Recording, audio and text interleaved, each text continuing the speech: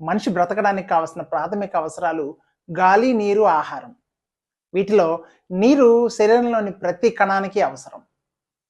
ఈరోజు మనం మాట్లాడేది నీరు ఎప్పుడు తాగాలి, ఎంత తాగాలి, ఎలా తాగాలి, శాస్త్రీయంగా సరైన హైడ్రేషన్ అంటే ఏమిటి, వివరాలు చూద్దాం.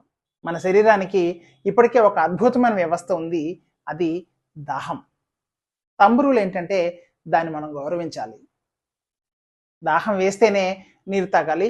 ఒక్కసారిగా చాలా ఎక్కువగా నీరు తాగడం కన్నా మెల్లగా తాగటం సౌకర్యంగా ఉంటుంది. అత్యధికంగా చాలా వేగంగా తాగటం వల్ల కొన్ని సందర్భాల్లో రక్తంలోని సోడియం స్థాయిని తగ్గించవచ్చు. కాబట్టి నిదానంగా సరిపడేంత నీటిని తాగటం మంచిది. అలాగే నీళ్లు తాగకూడని సమయాలు ఏంటో చూద్దాం. భోజనం చేసిన వెంటనే అస్సలు తాగకూడదు.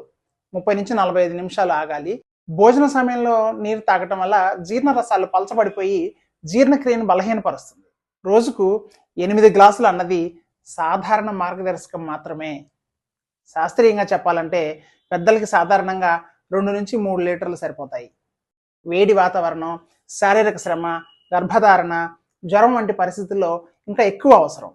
మూత్రం పల్చని పసుపు రంగులో ఉంది అంటే సరైన హైడ్రేషన్ జరుగుతోంది అని అర్థం.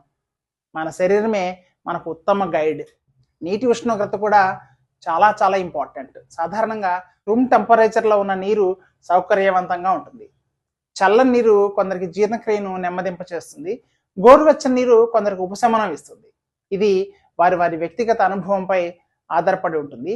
శరీర స్పందనను గమనించాలి. కొన్ని ప్రత్యేక పరిస్థితుల్లో జ్వరం లేదా డీహైడ్రేషన్ సమయంలో అయితే నీటి పరిమాణం పెంచాల్సి వస్తుంది. వృద్ధాప్యంలో శరీరం నుంచి కొందరికి దాహం సిగ్నల్స్ తగ్గొచ్చు, కాబట్టి గుర్తుపెట్టుకుని మరీ తాగాలి. ఉపవాసం చేసే సమయంలో నిమ్మరసం కలిపిన గోరువెచ్చని నీరు శరీర శుద్ధికి సహాయపడుతుంది. గుర్తుంచుకోండి, నీరు జీవనానికి ఆధారం. ఆయుర్వేదం చెబుతున్నట్లు ఏం తాగుతున్నాం అన్నది మాత్రమే కాదు, ఎప్పుడు, ఎంత, ఎలా తాగుతున్నాం అన్నది అత్యంత ముఖ్యమైనది. అతిగా కాదు, తక్కువగాను కాదు, సమతుల్యతను పాటించాలి. రేపటి ఉదయం గోరువెచ్చని నీటితో మీ రోజును ప్రారంభించండి. మీ శరీరం ఎలా స్పందిస్తుందో గమనించండి.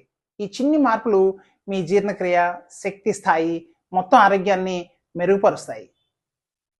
మీ శరీరం ఇచ్చే సంకేతాలను గౌరవించండి. హైడ్రేషన్ అనేది అలవాటుగా కాదు, అవగాహనతో మెయింటైన్ చేయాలి. ఈ వీడియో మీకు నచ్చినట్లయితే లైక్ చేయండి, షేర్ చేయండి. మరొక మంచి వీడియోతో మళ్ళీ కలుద్దాం. అంతవరకు స్ట్రాంగ్గా ఉండండి, హెల్దీగా ఉండండి, సమతుల్యంగా హైడ్రేట్ అవ్వండి. నమస్కారం.